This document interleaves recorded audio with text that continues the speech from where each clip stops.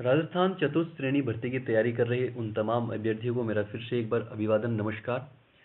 दोस्तों, आज हम हिंदी व्याकरण के अंदर जो क्रिया प्रकरण है उसको लेकर के चर्चा करेंगे। इसमें हमने क्रिया के 20 प्रश्न लिए हैं। आइए जानते हैं इन 20 प्रश्नों को विस्तृत व्याख्या सहित। प्रश्न नंबर 1 है, क्रम के आधार पर क्रिया के कितने भेद हैं? तो बताइए, क्रम के आधार पर विकल्प नंबर ए कह रहा है 1, विकल्प नंबर 2 और विकल्प 3 में 3, विकल्प 4 में 4। इसका राइट आंसर हो जाएगा विकल्प नंबर 2, यानी कि 2। क्रम के आधार पर क्रिया के कितने भेद हैं? 2 भेद हैं। आइए इसकी व्याख्या देखते हैं। व्याख्या में कह रहा है कि क्रिया के भेद। क्रिया के भेद 3 प्रकार से विभाजित किए गए हैं। एक होता है क्रम के आधार पर क्रिया, एक होती है संरचना के आधार पर क्रिया, एक होती है काल के आधार पर क्रिया। तो क्रम के आधार पर क्रिया 2 प्रकार की होती है, एक होती है सकर्मक क्रिया, एक होती है अकर्मक क्रिया। वहीं संरचना के आधार पर देखें तो इसको 5 भागों में डिवाइड किया गया है। एक होती है संयुक्त क्रिया, एक होती है नाम धातु क्रिया, एक होती है प्रणयार्थक क्रिया, एक होती है पूर्वकालिक क्रिया, एक होती है कृदंत क्रिया। उसी प्रकार काल के आधार पर क्रिया को 3 भागों में डिवाइड किया गया है। एक है भूतकालिक क्रिया, एक होती है वर्तमान कालिक क्रिया, एक होती है भविष्यकालिक क्रिया। तो ये हमने देखा कि क्रम के आधार पर क्रिया को 2 भागों में बांटते हैं। एक होती है सकर्मक क्रिया, जिस वाक्य में क्रम निहित होता है उसमें उसे सकर्मक क्रिया, और जहाँ क्रम प्रयुक्त नहीं होता है उसे अकर्मक क्रिया सामान्यतः कहते हैं। जानेंगे इसके बारे में डिटेल कि सकर्मक क्रिया क्या होती है, वो आगे के प्रश्नों में आपको विदित हो जाएगा। दूसरी है संरचना के आधार पर क्रिया आपको जाननी है। एक होती है संयुक्त क्रिया, एक होती है नाम धातु क्रिया, एक होती है प्रणयार्थक क्रिया, एक होती है पूर्वकालिक क्रिया, एक होती है कृदंत क्रिया। यह है संरचना के आधार पर। ठीक है। एक है काल के आधार पर, इसमें 3 की गई है, भूतकालिक क्रिया, वर्तमानकालिक क्रिया और भविष्यकाल क्रिया। आइए देखते हैं प्रश्न नंबर 2 के बारे में। प्रश्न नंबर 2 है कि संरचना के आधार पर क्रिया का प्रकार नहीं है। तो आपको बताना है कि संरचना के आधार पर क्रिया का प्रकार नहीं है। संयुक्त क्रिया, नाम धातु क्रिया, प्रणयार्थक क्रिया या सकर्मक क्रिया। तो बताइए इसमें। तो अभी भी हमने देखा कि क्रम के आधार पर क्रिया को 2 भागों में बांटते हैं। एक होती है सकर्मक क्रिया, एक होती है अकर्मक क्रिया। यह क्रम के आधार पर है, न कि संरचना के आधार पर। देखिएगा, संरचना के आधार पर संयुक्त क्रिया, नाम धातु क्रिया, प्रणयार्थक क्रिया, पूर्वकालिक क्रिया और कृदंत क्रिया होती है। तो संरचना के आधार पर संयुक्त क्रिया, नाम धातु क्रिया, प्रणयार्थक क्रिया तीनों हैं, जबकि जो सकर्मक क्रिया है वह क्रम के आधार पर डिवाइड की गई है। तो प्रश्न नंबर 2 में राइट आंसर हो जाएगा विकल्प नंबर 4, सकर्मक क्रिया। प्रश्न नंबर 3 देखिए, वे क्रियाएं जिनके साथ क्रम प्रयुक्त नहीं होता तथा क्रिया का प्रभाव वाक्य में प्रयुक्त कर्ता पर पड़ता है उसे कहते हैं। ऑप्शन नंबर 1 है अकर्मक क्रिया, ऑप्शन नंबर 2 है सकर्मक क्रिया, ऑप्शन नंबर 3 है संयुक्त क्रिया, ऑप्शन नंबर 4 है प्रणयार्थक क्रिया। तो बताइए इसका राइट आंसर क्या होगा। आपको अपने आंसर नोटबुक में नोट करते चले जाना है और अंत में आपको बताना है कि 20 प्रश्न में से आपके कितने प्रश्न राइट हो रहे हैं। तो देखिए, जैसा कि प्रश्न में कहा गया है, जिनके साथ क्रम प्रयुक्त नहीं होता है तो वहां पर अकर्मक क्रिया होती है, और जहां क्रम प्रयुक्त होता है वहां सकर्मक क्रिया होती है। यह सामान्यतः हम सकर्मक और अकर्मक क्रिया को जानते हैं। साथ ही क्रिया का प्रभाव कर्ता पर पड़ता है। किस पर पड़ता है? क्रिया का प्रभाव किस पर पड़ता है? कर्ता पर पड़ता है। यानी कि क्रिया का प्रभाव क्रम पर न पड़ के कर्ता पर पड़ता है, उसे अकर्मक क्रिया कहते हैं। देखिए, प्रश्न नंबर 4, क्रिया के संदर्भ में असत्य कथन है। इसमें 4 कथन दिए गए हैं, उसमें से आपको छांटना है कि कौन सा कथन असत्य है। विकल्प नंबर ए में वाक्य दिया गया है कि कविता हंसती है, वाक्य में अकर्मक क्रिया प्रयुक्त हुई है। आपको बताना है क्या यह कथन सही है। विकल्प नंबर 2 है वे क्रियाएं जिनका प्रभाव वाक्य में प्रयुक्तकर्ता पर न पड़कर क्रम पर पड़ता है उसे सकर्मक क्रिया कहते हैं। विकल्प नंबर 3 में कह रहा है कि सकर्मक क्रिया के 2 भेद हैं, एक कर्मक क्रिया एवं द्विकर्मक क्रिया। विकल्प नंबर 4 है कि अध्यापक जी छात्रों को भूगोल पढ़ा रहे हैं। वाक्य में एक कर्मक क्रिया का प्रयोग हुआ है। तो बताइए प्रश्न नंबर 4 में राइट आंसर क्या होगा। आइए देखते हैं इसके विकल्प नंबर 1 को देखते हैं। इसमें कहा गया है कि कविता हंसती है। वाक्य में अकर्मक क्रिया प्रयुक्त हुई है। हमने देखा कि यहाँ पर कर्म प्रयुक्त हो ही नहीं रहा है, तो बिल्कुल यहाँ पर अकर्मक क्रिया है। कथन नंबर 1 राइट हो जाएगा। विकल्प नंबर 2 कह रहा है कि वे क्रियाएं जिनका प्रभाव वाक्य में प्रयुक्त कर्ता पर न पड़कर क्रम पर पड़ता है, क्रम पर पड़ता है, उसे ही सकर्मक क्रिया कहते हैं। ये कथन भी एकदम राइट है कि वे क्रियाएं जिनका प्रभाव प्रयुक्त कर्ता पर न पड़कर क्रम पर पड़ता है, उसे ही तो सकर्मक क्रिया कहते हैं। ये कथन भी सही है। विकल्प नंबर 3 कह रहा है कि सकर्मक क्रिया के दो उपवेद हैं। सकर्मक क्रिया के भी दो उपवेद किए गए हैं, जिसे एक होती है एक कर्मक क्रिया जिसमें एक कर्म प्रयुक्त हो, एक होती है द्विकर्मक क्रिया जिसमें दो कर्म प्रयुक्त होते हैं। यह कथन भी एकदम राइट है। विकल्प नंबर 4 कह रहा है कि अध्यापक जी छात्रों को भूगोल पढ़ा रहे हैं। वाक्य में एक कर्मक क्रिया का प्रयोग हुआ है। जी नहीं, इसमें द्विकर्मक क्रिया का प्रयोग हुआ है। इसमें कितने कर्म हैं? 2 हैं। देखिए कैसे पता करना है। अध्यापक जी छात्रों को भूगोल पढ़ा रहे हैं, तो आप प्रश्न करेंगे कि क्या पढ़ा रहे हैं, तो उत्तर आएगा भूगोल पढ़ा रहे हैं। अब आप पूछेंगे किसको पढ़ा रहे हैं, तो आप कहेंगे छात्रों को पढ़ा रहे हैं। क्या और किसको याद रखना, जब किसी सेंटेंस में क्या या किसको का उत्तर वाक्य में निकल जाए और दोनों का उत्तर आ जाए, तो वहां पर द्विकर्मक क्रिया का प्रयोग होता है। वापस से देखिए, अध्यापक जी छात्रों को भूगोल पढ़ा रहे हैं, तो क्या पढ़ा रहे हैं? आप कहेंगे भूगोल, एक क्रम हो गया। फिर कहेंगे किसको पढ़ा रहे हैं, तो आप कहेंगे छात्रों को, तो ये भी क्या हो गया? सेकंड क्रम।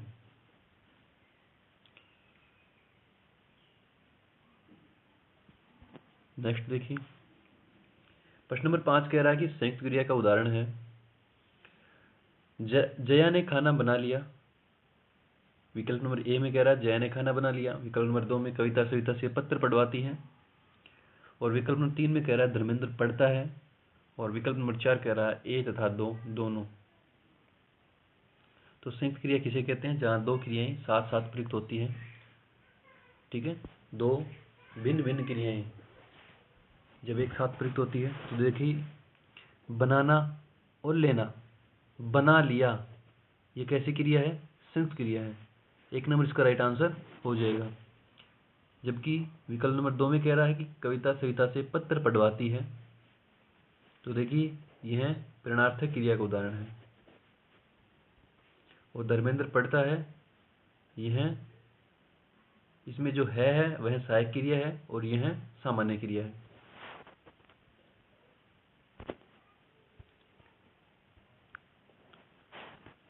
देखिए, इसमें संयुक्त क्रिया का व्याख्या दी हुई है कि जो क्रिया दो या दो से अधिक भिन्नार्थक क्रियाओं के मेल से बनती है उसे संयुक्त क्रिया कहते हैं। जो क्रिया दो या दो से अधिक भिन्नार्थक क्रियाओं से, तो बनाना और लेना दो अलग अलग क्रियाएं हैं, इनके मेल से बनती हैं, उन्हें क्या कहते हैं? संयुक्त क्रिया कहते हैं। नेक्स्ट देखिए, प्रश्न नंबर 6 कह रहा है वे क्रियाएं जिन्हें कर्ता स्वयं न करके दूसरों को क्रिया करने के लिए प्रेरित करता है, उन क्रियाओं को खालिस्तान कहते हैं। तो उन क्रियाओं को प्रेरणार्थक क्रिया कहते हैं। ऐसी क्रिया करते हैं दूसरे की प्रेरणा से जो कार्य करवाए जाते हैं। नेक्स्ट देखिए, दुष्यंत हेमंत से पत्र लिखवाता है। वाक्य में क्रिया है, तो अभी हमने बताया इसमें कर्ता स्वयं कार्य न करके दूसरों से कार्य करवाता है, तो वहां पर प्रेरणार्थक क्रिया होती है। 7 नंबर में विकल्प नंबर 4 राइट आंसर हो जाएगा। प्रश्न नंबर 8 है वे क्रियाएं जहां कर्म तथा क्रिया दोनों एक ही धातु से बनकर साथ प्रयुक्त होती है कहलाती है।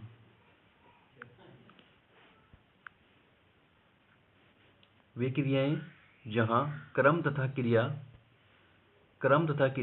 दोनों एक ही धातु से बनकर साथ प्रयुक्त होती है कहलाती है। नाम धातु क्रिया, पूर्वकालिक क्रिया, सजातीय क्रिया या प्रणयार्थक क्रिया। तो वो विकल्प नंबर 4 सजातीय क्रियाएं कहलाती हैं। देखिए इसकी व्याख्या देखिए, व्याख्या कह रहा है सजातीय क्रियाएं वे क्रियाएं जहां कर्म तथा क्रिया दोनों एक ही धातु से बनकर साथ प्रयुक्त होती है। जैसे उदाहरण दिया गया है कि भारत ने लड़ाई लड़ी, तो लड़ना, इसमें दोनों में देखिए लड़ना क्रिया है, तो इसमें कर्म भी देखिए, इसमें कर्म और क्रिया दोनों एक ही धातु से बनकर के प्रयुक्त होती है। तो उन्हें हम कर्म कैसे निकालते हैं, क्या प्रश्न पूछते हैं क्रिया से, क्या लड़ी, लड़ाई। तो जो कर्म बना है वह भी सेम क्रिया से बना है, और लड़ना भी क्रिया है, और कर्म क्या है इसमें, लड़ाई, क्रिया क्या है, लड़ी। तो कर्म और क्रिया दोनों एक ही धातु से बनी कि नहीं बनी, लड़ धातु तो है इसमें, इसमें ना लगा देंगे तो लड़ना हो गया।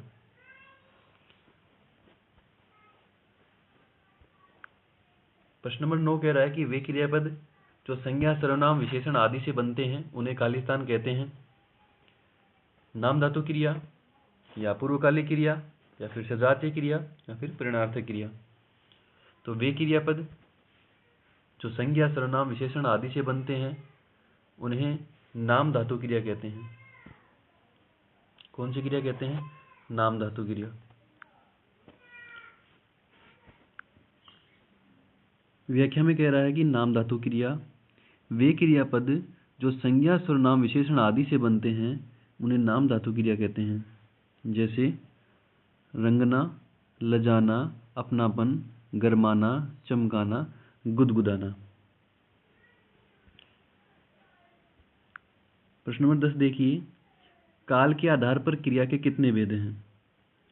तो हमने देखा काल के आधार पर क्रिया के 3 भेद होते हैं। एक होती है वर्तमान कालिक क्रिया, एक होती है भूतकालिक क्रिया, एक होती है भविष्यकालिक क्रिया।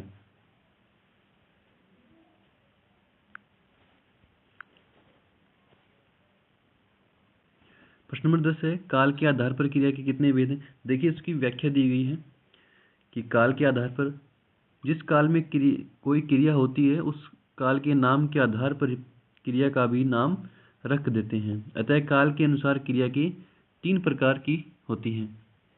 एक होती है भूतकालिक क्रिया, एक होती है वर्तमान कालिक क्रिया, एक होती है भविष्यकालिक क्रिया। प्रश्न नंबर 11 देखिए, निम्नलिखित में से कौन सी नाम धातु क्रिया है।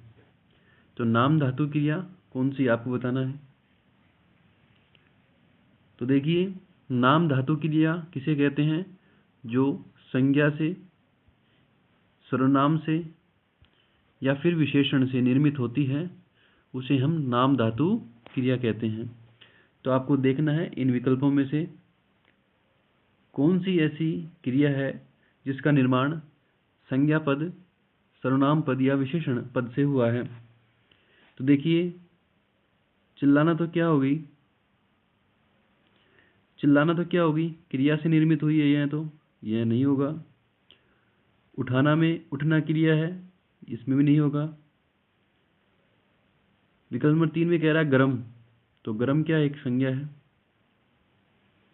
गरम क्या है, एक संज्ञा ही तो है। तो 3 नंबर इसका राइट आंसर हो जाएगा। जबकि लड़ना में क्या है, लड़ना तो क्रिया है खुद, यह नाम धातु क्रिया यानी कि वह क्रिया जो संज्ञा, सर्वनाम और विशेषण से निर्मित हुई है।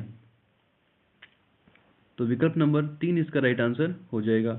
गरम एक संज्ञा है और संज्ञा से गरमाना, गरम संज्ञा से गरमाना क्रिया बनी है। प्रश्न नंबर 12 है धर्मेंद्र पढ़कर सो गया, वाक्य में क्रिया प्रयुक्त हुई है।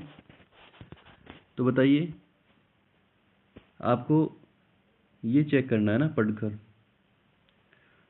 तो देखिए नाम धातु क्रिया, पूर्वकालिक क्रिया, प्रेरणार्थक क्रिया या 1 व 2 दोनों, यानी कि नाम धातु क्रिया और पूर्वकालिक क्रिया। तो देखिए नाम धातु क्रिया तो नहीं होगी। क्यों नहीं होगी, क्योंकि नाम धातु क्रिया तो संज्ञा, सर्वनाम, विशेषण पद से निर्मित होती है। ठीक है, तो ये भी नहीं होगी। प्रेरणार्थक क्रिया भी नहीं होगी, क्योंकि प्रेरणार्थक क्रिया में जो कर्ता होता है वह स्वयं कार्य न करके किसी दूसरे की प्रेरणा से कोई कार्य करवाता है। जैसे उसके द्वारा पत्र पढ़वाया गया, तो खुद नहीं पढ़ के किसी अन्य के द्वारा पत्र पढ़वाया जा रहा है, तो प्रेरणार्थक क्रिया भी इसमें नहीं होगी। बची पूर्वकालिक क्रिया, इसका राइट आंसर हो जाएगा। पूर्व में एक काल में एक जो क्रिया है वो संपन्न हुई है और दूसरी स्टार्ट हो जाती है। जैसे मैं पढ़ करके सो गया, उसने एक क्रिया की और उसके बाद में एक दूसरी क्रिया कर दी। तो पूर्वकालिक क्रिया में एक क्रिया समाप्त होते ही दूसरी क्रिया स्टार्ट होती है। 2 नंबर इसका राइट आंसर हो जाएगा।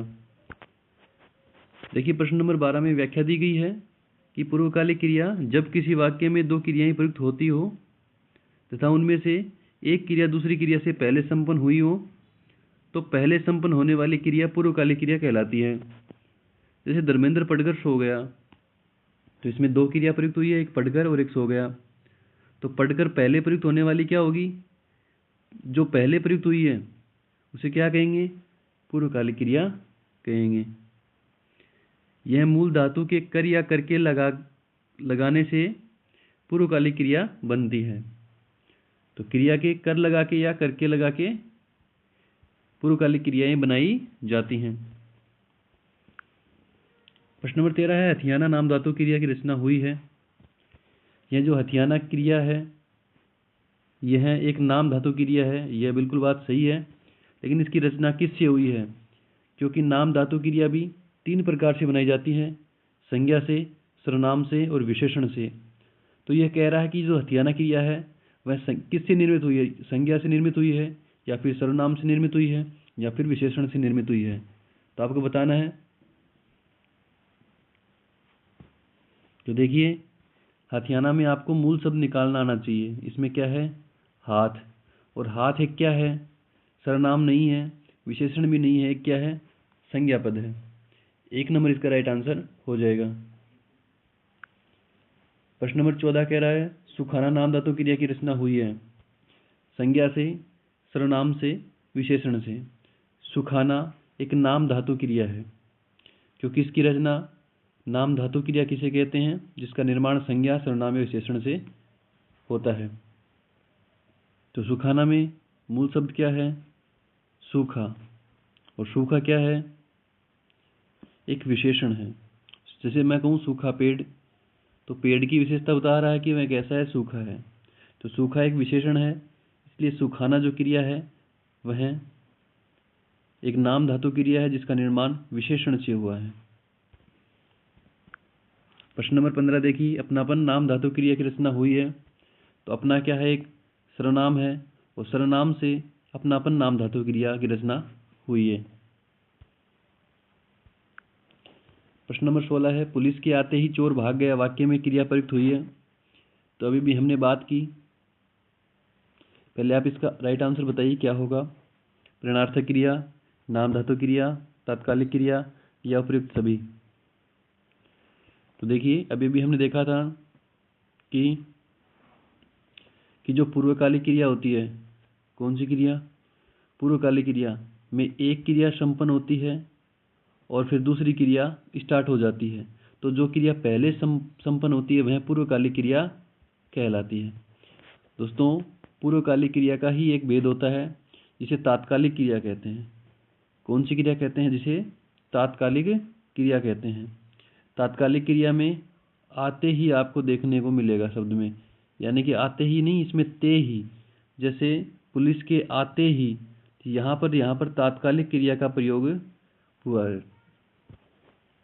जिस वाक्य में आपको ते ही दिखने को मिले, जैसे वह खाते ही सो गया, वह पढ़ते ही सो गया, तो ते ही, आते ही, खाते ही, जाते ही, ये सब आपको देखने को मिलता है। वहाँ पर तात्कालिक क्रिया होती है। कौन सी क्रिया होती है?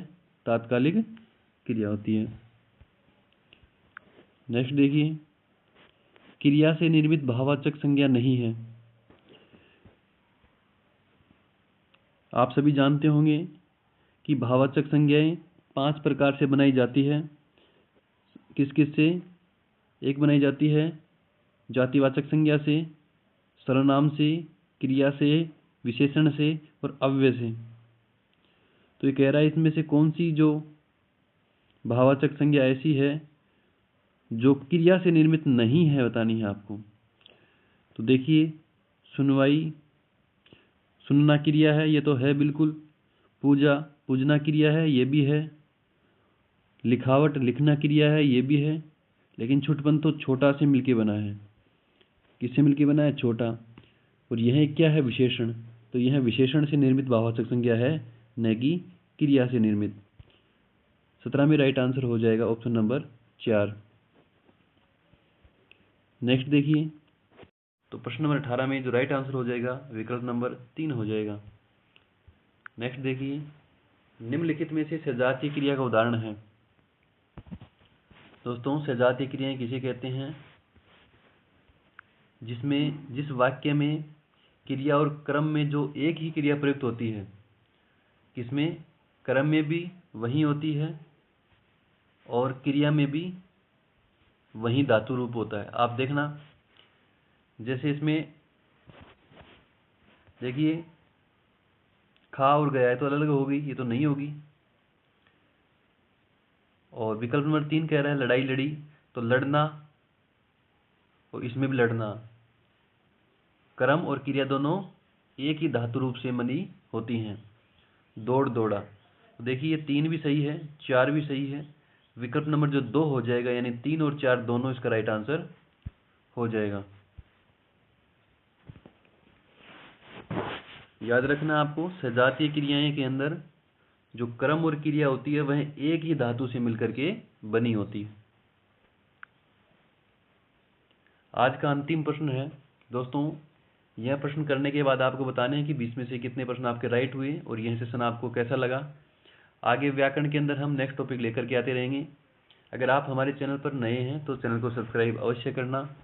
हिंदी के जो आपके 20 प्रश्न आएंगे चतुर्थ श्रेणी परीक्षा के अंदर, हम गारंटी लेते हैं हमारे वीडियो से प्रश्न बाहर नहीं जाएगा।